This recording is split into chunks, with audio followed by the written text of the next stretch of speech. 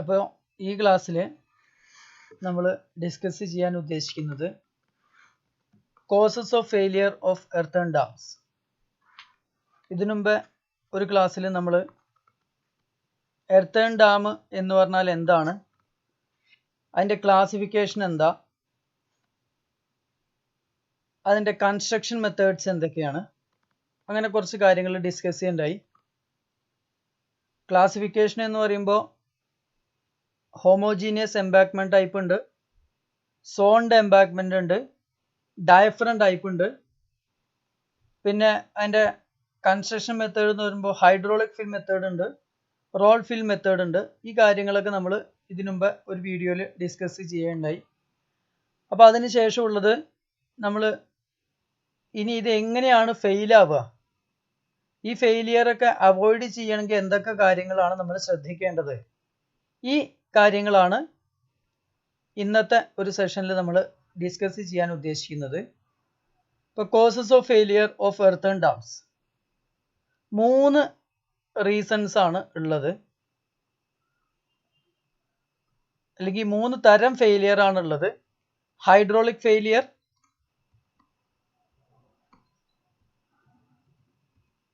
Then seepage failure, structural failure. ഇങ്ങനെ 3 തരം failure ആണ് ഉള്ളത്. ഈ ഫെയിലിയർ ഉണ്ടാവാനുള്ള കാരണം എന്ന് പറയുന്നത് ഫോൾട്ടി കൺസ്ട്രക്ഷനോ ഡിസൈനിലുള്ള എറർ കൊണ്ടൊക്കെ ആവാം.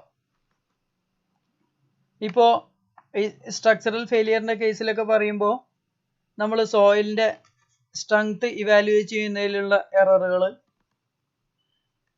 അതായിരിക്കാം. അപ്പോൾ അതൊരു ഡിസൈൻ എററാണ്. പിന്നെ ഫോൾട്ടി കൺസ്ട്രക്ഷൻ എന്ന് പറയുമ്പോൾ ഇത് വേണ്ട രീതിയിൽ കോമ്പാക്ട് ചെയ്തിട്ടില്ല, അങ്ങനെ എന്തെങ്കിലും സംഭവിക്കുകയാണെങ്കിൽ അതുകൊണ്ടുണ്ടാവുന്നത്. അതൊക്കെയാണ് കാരണങ്ങൾ.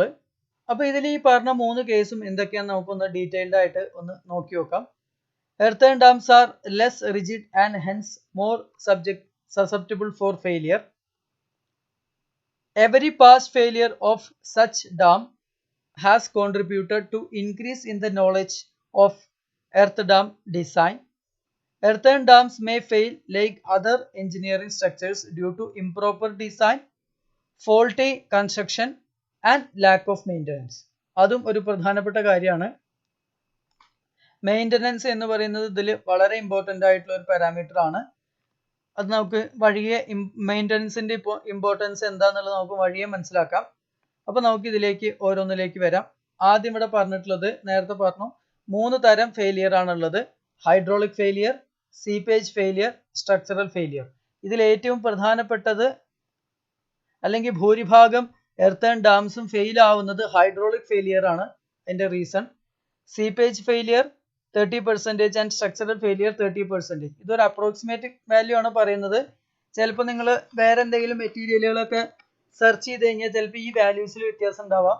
എന്നാലും ഏതാണ്ട് ഇതിൻ്റെ അടുത്തുള്ള ഒരു വാല്യൂസ് ആണ് വരിക.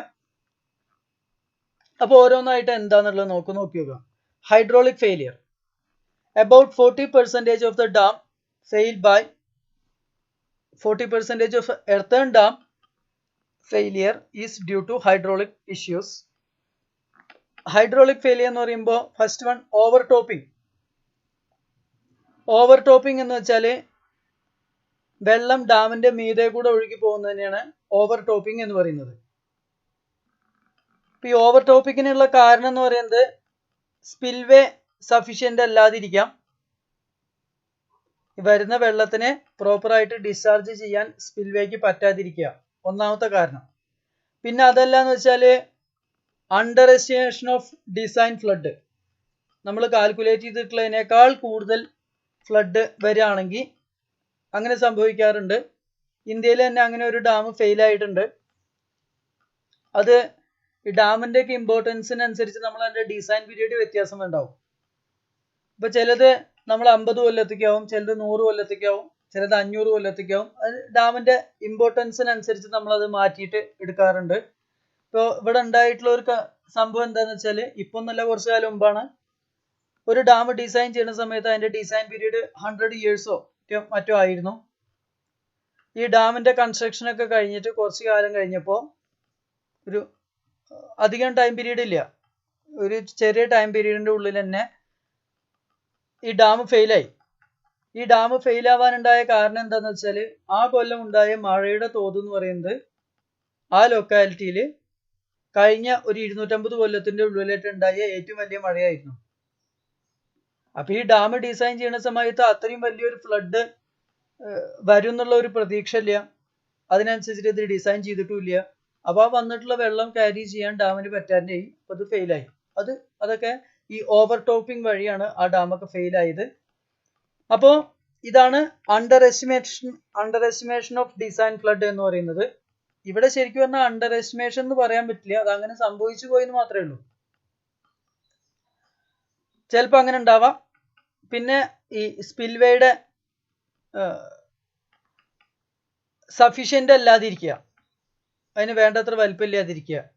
പിന്നെ വേറൊന്നുള്ളത്, ഈ സഫീഷ്യന്റ് ആണെങ്കിൽ കൂടി ഇത് പ്രോപ്പറായിട്ട് ഓപ്പറേറ്റ് ചെയ്യാൻ പറ്റാതിരിക്കുക.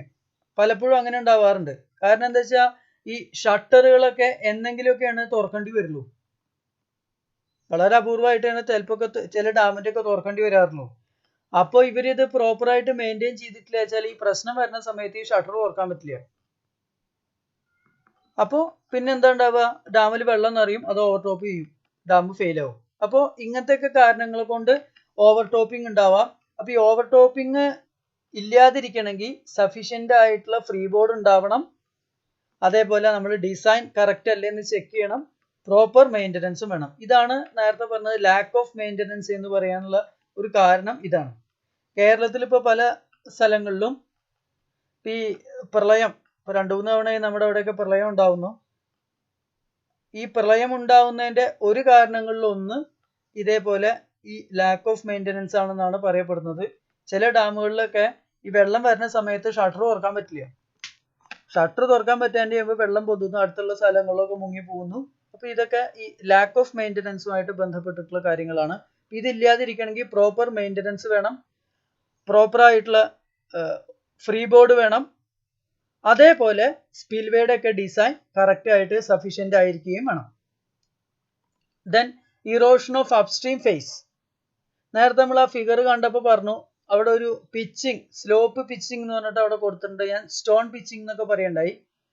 അത് കൊടുത്തിട്ടുള്ളത് ഈ ഇറോഷന്റെ ഇഷ്യൂ ഒഴിവാക്കാനാണ്. പിന്നെ ഇവിടെ വെള്ളം കെട്ടി നിൽക്കുമ്പോൾ ഈ കാറ്റ് വരുമ്പോഴൊക്കെ അത് അവിടെ വേവ് ഉണ്ടാവും. ഈ വേവ് ആക്ഷൻ കാരണം ഇതിന്റെ സൈഡ് ഇറോഡ് ചെയ്ത് പോയിക്കൊണ്ടിരിക്കും. അപ്പൊ ആ ഇറോഷൻ ഒഴിവാക്കണമെങ്കിൽ നമ്മൾ അപ്സ്ട്രീമിൽ ഒരു പ്രൊട്ടക്ഷൻ വർക്ക് കൊടുക്കണം. അതില്ലാതെ ഇരുന്ന് കഴിഞ്ഞാൽ ഇറോഷൻ ഓഫ് അപ്സ്ട്രീം ഫേസ് ഉണ്ടാവും.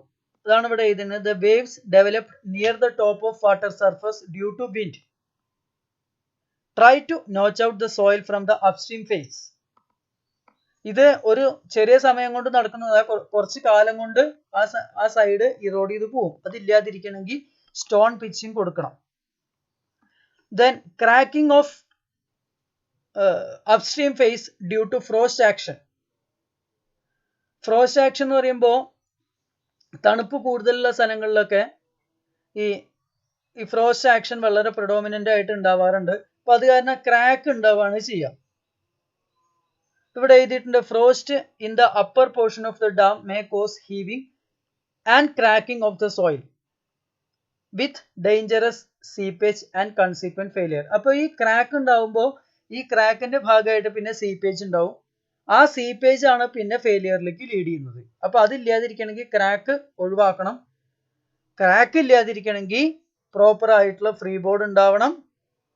പിന്നെ നമ്മൾ ഈ ഡാം ലൊക്കേറ്റ് ചെയ്തിട്ടുള്ള സ്ഥലത്തിന്റെ പ്രത്യേകതയ്ക്ക് അനുസരിച്ചിട്ട് അവിടുത്തെ ടെമ്പറേച്ചറും ലോ ടെമ്പറേച്ചർ എത്ര വരിക, ഈ കാര്യങ്ങളൊക്കെ അനലൈസ് ചെയ്തതിന് ശേഷം പ്രോപ്പർ പ്രിക്കോഷണറി മെഷർ എന്താന്ന് വെച്ചാൽ അതെടുക്കണം. ഒരു പ്രധാനപ്പെട്ട കാര്യം എന്ന് പറയുന്നത് ഈ ഫ്രീ ബോർഡ് പ്രൊവൈഡ് ചെയ്യുക എന്നുള്ളതാണ്. എന്നാൽ കുറെയൊക്കെ നമുക്ക് ഈ സ്ട്രെസ്സിനെ റിലീവ് ചെയ്യാൻ പറ്റും. പിന്നെയുള്ള വേറൊന്നെന്ന് പറയുന്നത് ഇവിടെ ഈ ഡൗൺ സ്ട്രീം ഫേസുമായിട്ട് ബന്ധപ്പെട്ടിട്ടുള്ള കാര്യമാണ്. ഇവിടെ നിങ്ങൾക്ക് ഈ ഫിഗറിൽ എർത്ത് എംബാങ്ക്മെന്റിന്റെ ഈ സൈഡിൽ ബേംസ് കൊടുത്തിട്ട് കാണാം.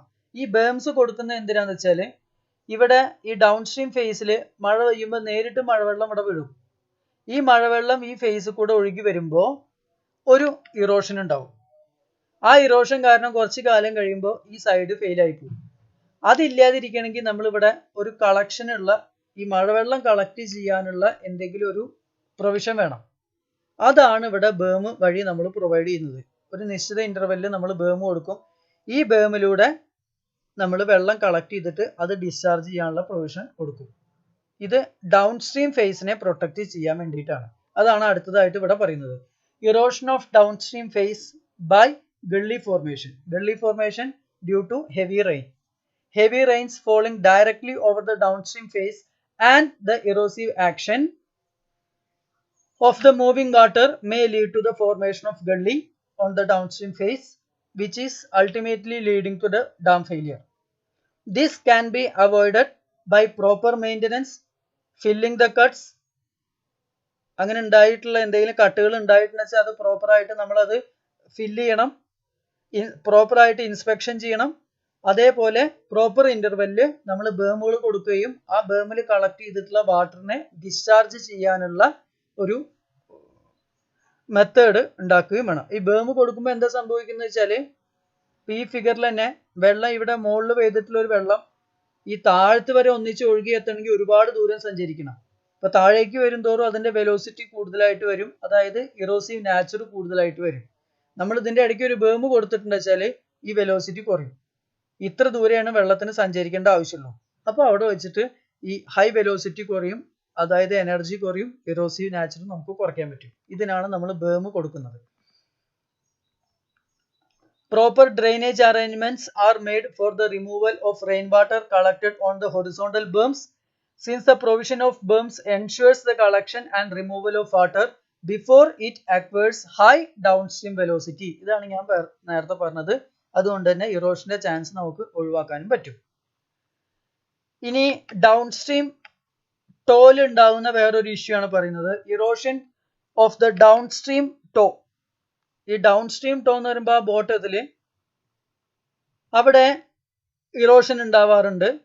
അതിന് രണ്ട് കാരണങ്ങളാണ് ഉള്ളത്. ഒന്ന് ക്രോസ് കറന്റ്, സ്പിൽവേയിലുള്ള ക്രോസ് കറന്റും, പിന്നെ അതേപോലെ ഡൗൺസ്ട്രീമിൽ ഉണ്ടാവുന്ന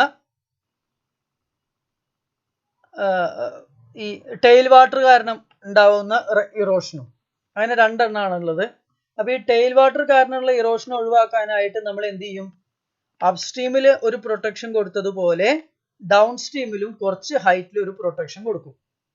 അങ്ങനെ പ്രൊട്ടക്ഷൻ കൊടുത്തു കഴിഞ്ഞാൽ നമുക്ക് ഈ ടെയിൽ വാട്ടർ കാരണമുള്ള ഇറോഷൻ ഒഴിവാക്കണം. പിന്നെ സ്പിൽവേയുടെ ക്രോസ് കറന്റ് ആണ് പറഞ്ഞത്. ക്രോസ് കറന്റ് ഒന്ന് സ്പിൽവേയിൽ കൂടെ വെള്ളം ഒഴുകേണ്ട ഡയറക്ഷന് പെർപെൻഡിക്കുലർ ആയിട്ടും കൂടി വെള്ളം ഒഴുകുക. അതാണ് ഈ ക്രോസ് കറന്റ് എന്ന് വെച്ചാൽ ഉദ്ദേശിക്കുന്നത്. ഇവിടെ ആ ഒരു എന്തൊരു ക്രോസ് കറന്റ്, അതെ. അപ്പൊ ഈ ക്രോസ് കറന്റ് ഒഴിവാക്കാൻ നമ്മൾ അവിടെ വാള് കൊടുക്കണം. വെർട്ടിക്കൽ വാൾ കൊടുത്തു കഴിഞ്ഞാൽ വെള്ളം പിന്നെ നേരെ ഒഴുകി പോകും, സൈഡിലേക്ക് വരില്ല. അതാണ് side walls of the spillway. അതിന് ഡയഫ്രം വാൾ എന്നാണ് പറയാ. Must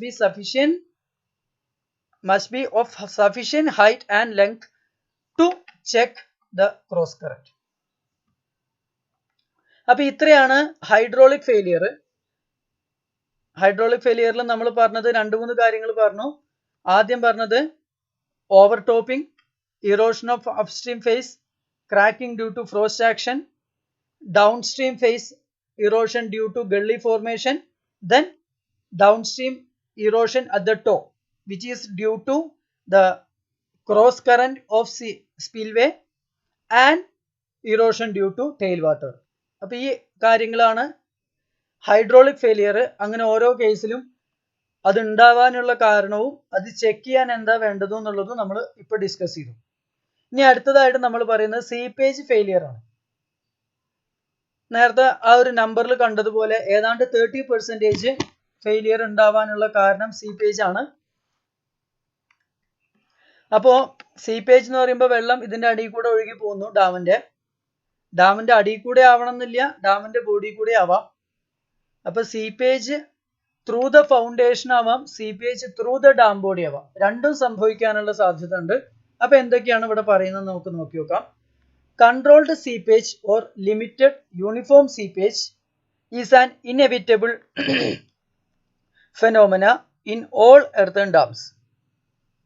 usually this controlled seepage cause no harm. But when the seepage goes in uncontrolled manner or concentrated seepage through the dam body or through the foundation, which may lead to failure. Actually, piping is a progressive erosion and subsequent removal of the soil grain from within the body of dam or foundation. Sloughing is a progressive removal of soil from the wet downstream phase. അപ്പോൾ ആദ്യത്തെ piping through the foundation, ദാ ഈ ഫിഗറിൽ കാണാവുന്നത് പോലെ upstream ഫേസിൽ നിന്ന് previous ആയിട്ടുള്ള ഒരു ഫൗണ്ടേഷനിലൂടെ വെള്ളം ഒരു പൈപ്പ് കൂടെ ഒഴുകി പോകുന്നത് പോലെ ഇതിന്റെ അടിയിൽ കൂടെ വെള്ളം ഇങ്ങനെ ഒഴുകി പോകുന്നു. അപ്പോൾ കുറച്ച് ആദ്യം ചെറിയ തോതിലേ ഉണ്ടാവുള്ളൂ. കുറച്ച് കഴിയുമ്പോൾ എന്ത് സംഭവിച്ചാൽ ഇതിന്റെ വലിപ്പം കൂടാൻ തുടങ്ങും. ഇത് വലുതായി കഴിഞ്ഞാൽ ഇവിടെ ഒരു കാവിറ്റി പോലെയാവും. ഈ കാവിറ്റി പോലെ വരുമ്പോൾ ഇതിന്റെ മീതെ നിൽക്കുന്ന ഈ ഇത്രയും വെയിറ്റ് ഉള്ള ഈ സാധനത്തിന് എന്ത് സംഭവിക്കും? അത് സെറ്റിൽ ചെയ്യും. ഇതാണ് seepage failure, seepage through foundation എന്ന് പറയുമ്പോൾ സംഭവിക്കുന്നത് ഇതാണ്. Sometimes when highly permeable cavities or fissures or strata of coarse sand or gravel are present in the foundation, water may start seeping through these strata at huge rate. This concentrated flow of water at high gradient may erode the soil, which leads to increased flow of water and ultimately leads to the failure. അപ്പോൾ ഇതാണ് failure due to piping through the foundation എന്ന് പറയുന്നത്. Now piping through the dam body, നേരത്തെ ഫൗണ്ടേഷനിൽ പറഞ്ഞതുപോലെ തന്നെ ഇവിടെ foundation അല്ല ഡാം ബോഡിയിലൂടെയാണ് പൈപ്പിംഗ് നടക്കുന്നത്. When concentrated flow channel gets developed inside the dam body, soil is removed. As this process goes on, the dam body which is placed above this piping region gets settled, which leads to the failure or subsidence എന്ന് പറയാം. ഇത് ഡാമിന്റെ കേസിൽ സംഭവിക്കുന്ന വളരെ പ്രധാനപ്പെട്ട ഒരു കാര്യമാണ്. എർത്തൻ ഡാമിൽ പലപ്പോഴും ഡാം കുറച്ച് കഴിഞ്ഞ് ഇരിക്കും. ആ ഇരിക്കാനുള്ള കാരണം എന്ന് പറയുന്നത് ഈ പൈപ്പിംഗ് ത്രൂ ദ ഡാം ബോഡിയാണ്. ഒരു പെർട്ടിക്കുലർ ഹൈറ്റിന്റെ മീതുള്ള സാധനങ്ങൾ മുഴുവനായിട്ട് ഇരിക്കും. ഇത് ഈ പൈപ്പിംഗ് എന്ന് പറയുന്നത് ഇപ്പോ ഒരു നമ്മുടെ നാട്ടില് വളരെ സാധാരണമായിട്ടുള്ള ഒരു സംഭവം ആയിക്കൊണ്ടിരിക്കുകയാണ്. നിങ്ങളൊക്കെ ഇപ്പൊ ഈ പലപ്പോഴും ഈ പറഞ്ഞ പോലെ നേരത്തെ പ്രളയത്തിന്റെ കാര്യം പറഞ്ഞു, പ്രളയം ഉണ്ടാവുന്ന സമയത്തൊക്കെ കേൾക്കാറുള്ളതാണ് സോയിൽ പൈപ്പിംഗ് എന്ന്. ഈ സോയിൽ പൈപ്പിംഗ് എന്ന് പറയുന്നത് ഇതാണ്, സോയിലിന്റെ ഉള്ളിൽ കൂടെ വെള്ളം ഒഴുകി പോകാനുള്ള ഒരു വഴി ഉണ്ടാക്കുകയാണ്. ഒരു പൈപ്പ് പോലെ ഒരു സ്ട്രക്ചർ ഉണ്ടാവുന്നു. അങ്ങനെ കുറച്ച് കഴിയുമ്പോൾ എന്താ സംഭവിക്കുക വെച്ചാല് ഈ വെള്ളം ഒഴുകി പോയിട്ട് അത് വലിയൊരു ഹോളായിട്ട് മാറും. അപ്പൊ ഇതിന്റെ മീതെ നിൽക്കുന്ന സോയിലിന്റെ വെയിറ്റ് കാരണം അതവിടെ ഇരിക്കും.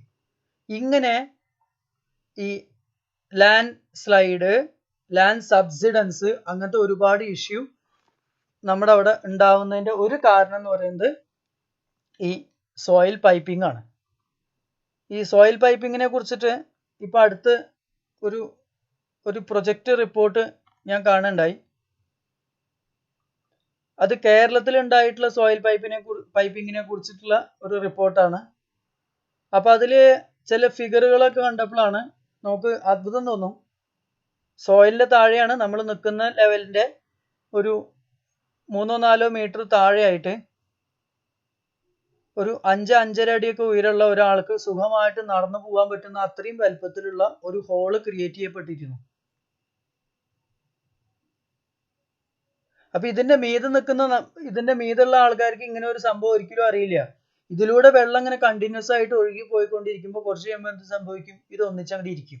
ഇതാണ് ഈ ലാൻഡ് സ്ലൈഡുകൾക്കും അല്ലെങ്കിൽ ലാൻഡ് സബ്സിഡൻസിനൊക്കെ കാരണമാവുന്നത്. അതേപോലെ തന്നെയാണ് ഇവിടെ പൈപ്പിംഗ് ത്രൂ ഡാം ബോഡി എന്ന് പറഞ്ഞാൽ ഇതാണ് സംഭവിക്കുന്നത്. ഇവിടെ അതിന്റെ ഫിഗർ ഒക്കെ കാണിച്ചിട്ടുണ്ട്. ഇനി ഈ പൈപ്പിംഗ് ത്രൂ ഡാം ബോഡി എന്ന് പറയുന്നതിന് വേറൊരു പ്രധാനപ്പെട്ട കാര്യം എന്ന് പറയുന്നത്, ഈ ഡാമിൽ നമ്മൾ ചിലപ്പോൾ പൈപ്പുകൾ കൊടുക്കാറുണ്ട്. വെള്ളം കൊണ്ടുപോകാനോ അങ്ങനത്തെ എന്തെങ്കിലും ആവശ്യങ്ങൾക്കൊക്കെ വേണ്ടിയിട്ട് പൈപ്പുകളും കൊടുക്കാറുണ്ട്. ഈ പൈപ്പ് കൊടുക്കുമ്പോൾ ആ പൈപ്പ് കൊടുത്തിട്ടുള്ളതിന്റെ അടുത്തുള്ള സ്ഥലത്ത് അതിന്റെ ഒരു ക്ലോസ് വിസിനിറ്റിയുള്ള സോയിൽ എന്ന് പറയുന്നത് എങ്ങനെയാലും കുറച്ച് ഡിസ്റ്റർബ്ഡ് ആയിട്ടുണ്ടാവും. അങ്ങനെ ഒരിക്കൽ ഡിസ്റ്റർബ്ഡ് ആയിട്ടുള്ള സോയിലിന് ഈ പറഞ്ഞ പോലെ ഈ പൈപ്പിംഗ് എന്ന് പറയുന്ന ഒരു പ്രതിഭാസം ഉണ്ടാക്കാനുള്ള ഒരു ടെൻഡൻസി കൂടുതലാണ്. അപ്പൊ ഈ കോൺഡ്യൂട്ട്സ് അതാണ് ഇവിടെ ഇതിന് piping through the dam body generally get developed near the pipe conduits which are passing through the dam body. ഇത് ആ പൈപ്പ് കൊടുത്തിട്ടുള്ളതിന്റെ അടുത്തുള്ള സോയിലാണ് ഈ പൈപ്പിംഗ് സാധാരണഗതിയിൽ കാണാറുള്ളത്. അപ്പൊ ഇതില്ലാതിരിക്കണമെങ്കിൽ നമ്മൾ പ്രോപ്പറായിട്ട് അവിടെ മെയിൻ്റനൻസ് ഉണ്ട്, അതായത് വേണ്ട രീതിയിൽ കോമ്പാക്ഷൻ ചെയ്തിട്ടുണ്ട് എന്നുള്ളത് ഉറപ്പുവരുത്തണം, ഒന്നാമത്തെ കാര്യം. പിന്നെ വേറൊന്നുള്ളത്, ഇതിന്റെ ഉള്ളിൽ കൂടെ കൊണ്ടുപോകുന്ന ഈ പൈപ്പിൽ ലീക്കേജ് ഉണ്ടായി കഴിഞ്ഞാൽ ആ ലീക്കാവുന്ന വെള്ളം ഈ ഡാം ബോഡിയിലേക്ക് തന്നെയാണ് പോവുക. അപ്പോഴും ഈ ഇഷ്യൂ ഉണ്ടാവും. അപ്പോൾ ഈ പൈപ്പ് കൊടുക്കുന്നതിന്റെ അടുത്തുള്ള സോയില് പ്രോപ്പറായിട്ട് കോമ്പാക്ട് ചെയ്തിട്ടുണ്ട് എന്നും വേണ്ടത്ര സ്ട്രെങ്ത് ഉണ്ട് എന്നുള്ള ഉറപ്പുവരുത്തണം, ഒന്നാമത്തെ കാര്യം. രണ്ടാമത്തെ കാര്യം, ഈ പ്രൊവൈഡ് ചെയ്തിട്ടുള്ള പൈപ്പ് ലീക്കേജ് ഒന്നും ഇല്ലാണ്ട് പ്രോപ്പറായിട്ട് വർക്ക് ചെയ്യുന്നുണ്ട് എന്നുള്ള കാര്യം ഉറപ്പുവരുത്തണം. ഈ രണ്ട് കാര്യങ്ങൾ നമ്മൾ ചെക്ക് ചെയ്ത് കഴിഞ്ഞാൽ ഒരു വിധമൊക്കെ piping through the dam body എന്ന് പറയുന്ന ഇഷ്യൂ നമുക്ക് ഒഴിവാക്കാൻ പറ്റും. ഇവിടെ ക്രാക്ക് ഉണ്ടാവുന്നതും ഡിഫറൻഷ്യൽ സെറ്റിൽമെന്റിന്റെ കാര്യമൊക്കെയാണ് ഈ ഒരു സ്ലൈഡിൽ പറഞ്ഞിട്ടുള്ളത്. അപ്പൊ ഇനി ഹൈഡ്രോളിക് ഫെയിലിയറിലെ മൂന്നാമത്തെ ഒരു കേസാണ് sloughing of downstream face. The process behind the sloughing of the downstream toe is somewhat similar to piping. നേരത്തെ പൈപ്പിങ്ങിന്റെ കേസ് പറഞ്ഞ പോലെ തന്നെയാണ്. ആ ടോഡ് അവിടെ ഉള്ള സോയിൽ മാത്രം ഇറോഡ് ചെയ്ത് പോകുന്നതാണ് ഇവിടെ ഈ കേസിൽ സംഭവിക്കുന്നത്. ഈ ഫിഗറിൽ പറയുകയാണെന്ന് വെച്ചാൽ ഇവിടെ ഒരു ഫിഗർ ഇതാ, ഇവിടെ ഈ ഡൗൺ സ്ട്രീം ടോയുടെ അവിടെ ഉള്ള സോയിൽ ആദ്യം ഇറോഡ് ചെയ്ത് പോകും. ഇവിടെ സാച്ചുറേഷൻ ഉള്ളത് കൊണ്ട് ഈ വെള്ളത്തിന്റെ പ്രഷറും കാരണം. അപ്പൊ അങ്ങനെ വരുമ്പോൾ ഈ സൈഡ് ഫെയിൽ ആവും. ഈ സൈഡ് ആദ്യം കുറച്ച് സ്ഥലത്തെ ഫെയിലിയർ ഉണ്ടാവുള്ളൂ, പിന്നെ അതിങ്ങനെ വലുതായി വലുതായി വന്നിട്ട് മൊത്തത്തിൽ ഒരു ഫെയിലിയർ ആയിട്ട് മാറുകയാണ് ചെയ്യുക. അത് തുടങ്ങുന്നത് ഡൗൺ സ്ട്രീം ടോയിൽ നിന്നായിരിക്കും. അതാണ് ഇവിടെ പറഞ്ഞത് സ്ലോഫിംഗ് ഓഫ് ഡൗൺ സ്ട്രീം ടോ എന്ന് പറഞ്ഞത്. അപ്പൊ ഇത്രയാണ് ഹൈഡ്രോളിക് ഫെയിലിയർ. ഇനി അടുത്തുള്ളതാണ് സ്ട്രക്ചറൽ ഫെയിലിയർ. അപ്പൊ ഇതില് ഏതാണ്ട് 30% earthen dam failure structural failure ആണ്. അതിൽ 3 തരത്തിലാണ് ഉണ്ടാവുക. ഒന്ന് ഫൗണ്ടേഷൻ സ്ലൈഡ് എ, ബി എന്ന് പറയുന്നത് സ്ലൈഡ് ഓഫ് എംബാക്ക്മെന്റ്. ഇങ്ങനെ 3 അല്ല 2 ഉള്ളത്. ഒന്നില്ലെങ്കിൽ ഫൗണ്ടേഷൻ അല്ലെങ്കിൽ ബോഡി. അപ്പൊ ഇവിടെ ആദ്യം ഈ ഫൗണ്ടേഷൻ ഫെയിലിയറിന്റെ കാര്യം എന്താ നോക്കാം. ഇവിടെ ഈ ഫൗണ്ടേഷൻ ഫെയിലിയറിന്റെ കേസിൽ സോയില് വീക്ക് ആയിട്ടുള്ള സോയിലാണെന്ന് വെച്ചാൽ, ഇതിന്റെ താഴെയുള്ള സോയില് വളരെ വീക്കാണ് വെച്ചാല് ഈ സോയില് സെറ്റിൽ ചെയ്യും. സോയില് സെറ്റിൽ ചെയ്യുമ്പോൾ ഇതിന്റെ മീതുള്ള ബോഡി അതേപോലെ ഒന്നിച്ച് ഇങ്ങോട്ട് സെറ്റിൽ ചെയ്യും. ഇതാണ് ഈ വീക്ക് ഫൗണ്ടേഷൻ ഉള്ള കേസിലാണ് ഈ ഫൗണ്ടേഷൻ സ്ലൈഡ് എന്ന് പറയുന്നത് ഉണ്ടാവുക. Overall stability of the dam is affected when the foundation of the earth dam are made up of soft soil such as fine silt, soft clay, etc. The entire dam may slide down. Sometimes seams of fissured rock, shale, soft clay, etc. which leads to these types of failure.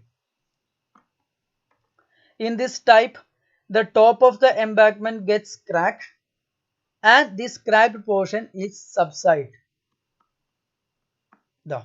ഈ crack ചെയ്തിട്ടുള്ള ഈ portion subside ചെയ്തിട്ട് താഴത്തേക്ക് പോയി. ഇതാണ് ഈ foundation failure എന്ന് പറയുന്നത്. അപ്പൊ ഇതിന് കാരണം എന്ന് പറയുന്നത് സോയിലിന്റെ സ്ട്രെങ്ത് കുറവാണ്, ഷിയർ സ്ട്രെങ്ത് കുറവാവുക, ഈ കാര്യങ്ങളൊക്കെയാണ് ഇതിന് കാരണം. പിന്നെ വളരെ അപൂർവമായിട്ട് ലിക്വിഫാക്ഷനും ഒരു കാരണമാവാറുണ്ട്. ലിക്വിഫാക്ഷൻ എന്ന് വെച്ചാൽ സോയിലിന്റെ ഷിയർ സ്ട്രെങ്ത് കുറയുന്നത് തന്നെയാണ്.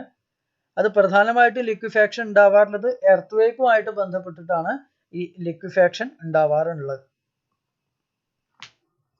ഇനി സ്ലൈഡ് ഇൻ എംബാക്ക്മെന്റ്. അതായത് ഈ എംബാക്ക്മെന്റ് എന്ന് പറയുമ്പോൾ അപ്സ്ട്രീം ഫേസ് ആവാം, ഡൗൺ സ്ട്രീം ഫേസ് ആവാം. രണ്ട് ഫേസും ചിലപ്പോൾ ഫെയിൽ ആവാറുണ്ട്. ഈ അപ്സ്ട്രീം ഫേസ് ഫെയിൽ ആവുന്നത് എപ്പോഴാന്ന് വെച്ചാല് ഈ അപ്സ്ട്രീമിലെ സ്ലോപ്പ് ഭയങ്കര സ്റ്റീപ്പാന്ന് വിചാരിക്കുക. വെള്ളം നിൽക്കുന്ന സമയത്ത് ഈ വെള്ളം ഒരു ലാറ്ററൽ പ്രഷർ കൊടുക്കുന്നുണ്ട്. അപ്പൊ അത് അങ്ങനെ ഒരു സേഫ് ആയിട്ട് നിന്നോളും. പക്ഷെ വെള്ളത്തിന്റെ ലെവല് കുറയുമ്പോൾ ഈ ലാറ്ററൽ പ്രഷർ ഇല്ല. അപ്പൊ ഇത്രയും സ്റ്റീപ്പ് ആയിട്ടുള്ള ഒരു സ്ലോപ്പിനെ മെയിൻറ്റെയിൻ ചെയ്യാനുള്ള കപ്പാസിറ്റി ഒരു പക്ഷേ സോയിലിന് ഉണ്ടാവില്ല. അപ്പൊ എന്ത് സംഭവിക്കും? ഇത് സ്ലൈഡ് ചെയ്ത് പോകും. ഇതാണ് അപ്സ്ട്രീം ഫേസിൽ സംഭവിക്കുന്നത്. അതാണ് ഇവിടെ എഴുതിയത്. When the embankment slopes are too steep for the strength of soil, they may slide, causing dam failure. The most critical condition for the slide on the upstream face is due to sudden drawdown of water. നേരത്തെ പറഞ്ഞ പോലെ വെള്ളം പെട്ടെന്ന് ഇറങ്ങി പോകുമ്പോൾ ആണ് ഈ upstream ഫേസിൽ ഇതേപോലെ ഒരു സ്ലൈഡിങ് ഉണ്ടാവാറുള്ളത്. ഈ ഫിഗറിൽ കാണുന്നത് പോലെ. ഡൗൺ സ്ട്രീം ഫേസിന്റെ കേസിലാണ് വെച്ചാല് അങ്ങനെയല്ല. ഇവിടെ ഫുള്ളായിട്ട് വെള്ളം നിൽക്കുന്ന സമയത്ത് തന്നെ ഈ സീപ്പേജ് കാരണവും ഫൗണ്ടേഷന്റെ അടിയിൽ കൂടെ വെള്ളം വരുന്നത് കൊണ്ടൊക്കെ ഈ ഡൗൺ സ്ട്രീം ഫേസിൽ ഇതേപോലെ ഒരു ഫെയിലിയർ ഉണ്ടാവും. അതാണ് ഇവിടെ എഴുതുന്നത്. The upstream failure are seldom lead to catastrophic failure, but the downstream slope failure are very, very serious. These failure generally occur due to development of excessive unaccounted pore water pressure, which may reduce the shearing strength of soil. Many embankments may fail during the process of consolidation or at the time of construction or just after the construction. ഇങ്ങനെ down stream ഫേസിൽ failure ഉണ്ടാവുകയെന്ന് വെച്ചാൽ അത് ഈ down stream ഫേസിൽ ഈ ഡാമിന് ശേഷവും താഴത്ത് ചിലപ്പോൾ ഹ്യൂമൻ സെറ്റിൽമെന്റ്സോ അതേപോലെ എന്തെങ്കിലും കാര്യങ്ങളൊക്കെ ഉണ്ടാവാം. അതിനെ വളരെ വളരെ സീരിയസ് ആയിട്ടുള്ള രീതിയിൽ ഇത് എഫക്റ്റ് ചെയ്യും. അപ്പൊ അതുകൊണ്ട് ഈ ഡൗൺ സ്ട്രീം ഫെയിലിയർ എന്ന് പറയുന്നത് വളരെ പ്രശ്നമാണ്. ഡൗൺ സ്ട്രീം ഫെയിലിയറിൽ ഈ സോയിൽ സ്ലൈഡ് ചെയ്ത് കഴിഞ്ഞാൽ ആ സ്ലൈഡ് ചെയ്തിട്ടുള്ള സോയിൽ അങ്ങനെ ഒന്നിച്ച് താഴെയുള്ള ഈ ടൈൽ വാട്ടറിലേക്കാണ് വരിക. ഇത്രയും വലിയ എമൗണ്ട് സോയിൽ ഒന്നിച്ച് ഇതിലേക്ക് വന്ന് വീഴുമ്പോൾ അവിടെ വലിയ എമൗണ്ടിൽ എന്താ പറയുക ഒരു ഡിസ്റ്റർബൻസ് ഉണ്ടാവും. ആ ഡിസ്റ്റർബൻസ് വല്ല വേവ് ആയിട്ടോ അങ്ങനെ ഏതെങ്കിലും രീതിയിലൊക്കെ താഴത്തേക്ക് ഇങ്ങനെ പ്രൊപ്പഗേറ്റ് ചെയ്യാൻ തുടങ്ങും. അപ്പൊ ഈ ഡാമിന്റെ താഴത്തുള്ള റീജിയനൊക്കെ ഇത് വളരെ വളരെ ഗുരുതരമായിട്ടുള്ള രീതിയിലാണ് ബാധിക്കുക. അതുകൊണ്ടാണ് ഈ ഡൗൺ സ്ട്രീം ഫെയിലിയർ എന്ന് പറയുന്നത് വളരെ കാറ്റാസ്ട്രോഫിക് ആണ് എന്ന് പറയാൻ കാരണം. അപ്പൊ ഇത്രയാണ് നമുക്ക് ഈ എർത്ത് ആൻഡ് ഡാംസിന്റെ ഫെയിലിയറുമായിട്ട് ബന്ധപ്പെട്ടിട്ടുള്ള കാര്യങ്ങൾ പറയാനുള്ളത്. അപ്പോൾ ഓക്കെ, താങ്ക് യു.